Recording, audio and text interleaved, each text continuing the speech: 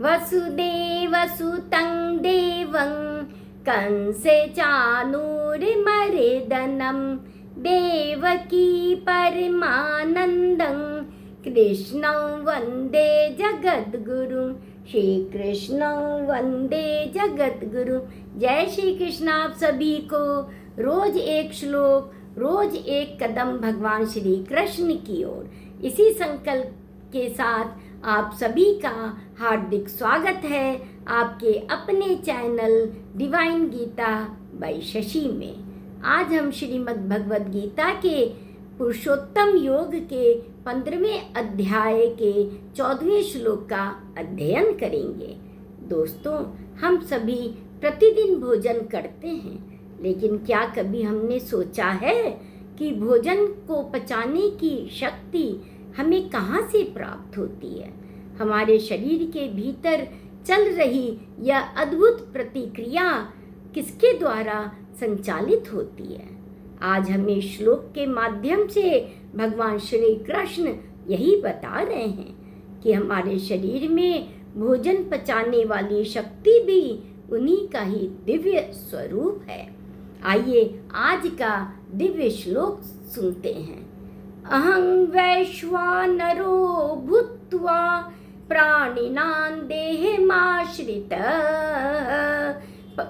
प्राणापान समायुक्तः पचाम्यन्नं चतुर्विधम्। भगवान श्री कृष्ण कहते हैं कि मैं ही सभी प्राणियों के शरीर में वैश्वानर अग्नि अर्थात जठराग्नि के रूप में स्थित हूँ।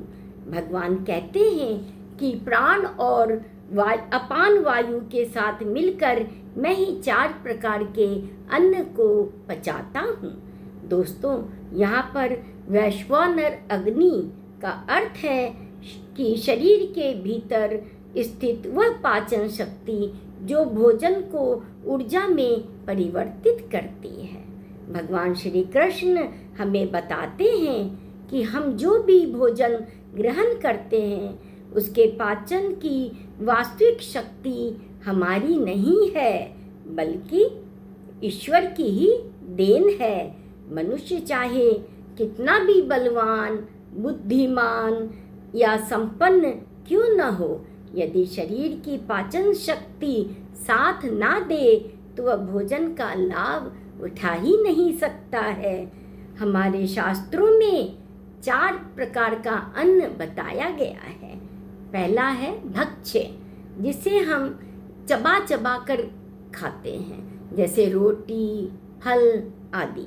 दूसरा है भोज्य, जिसे निगल कर खाया जाता है, जैसे खिचड़ी, चावल, दलिया।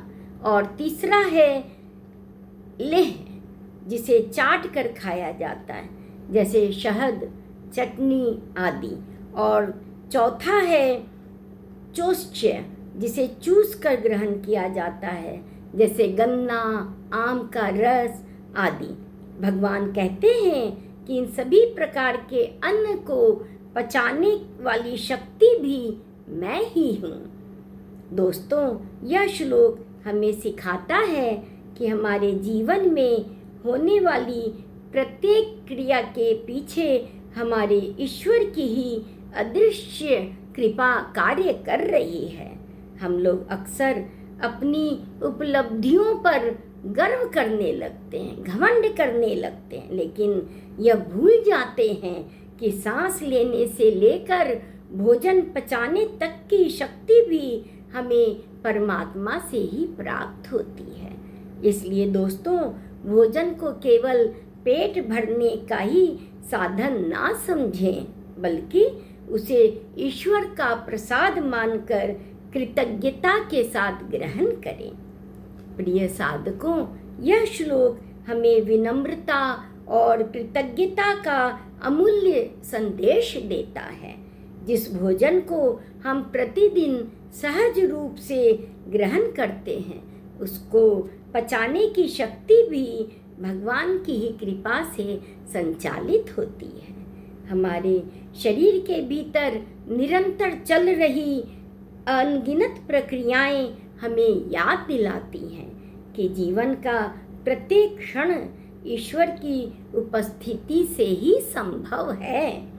जब हम यह समझ लेते हैं कि हमारे जीवन की छोटी से छोटी शक्ति भी भगवान से ही प्राप्त हुई है, तब हमारे अंदर का अहंकार स्वतः ही समाप्त होने लगता है और हृदय में श्रद्धा, भक्ति तथा धन्यवाद का भाव जागृत होता है। दोस्तों, आइए आज से हम भोजन करने से पहले एक क्षण रुककर भगवान श्री कृष्ण का स्मरण करें और उनके प्रति अपनी कृतज्ञता व्यक्त करें, जो हमारे भीतर रहकर जीवन का संचालन कर रहे हैं। इसी दिव्य संदेश के साथ आज की चर्चा यहीं पर समाप्त करते हैं। तब तक आप हमारे वीडियो को लाइक करें, शेयर करें और हमारे channel divine Gita by Shashi को सब्सक्राइब अवश्य करें। मिलते हैं कल एक और दिव्य श्लोक के साथ।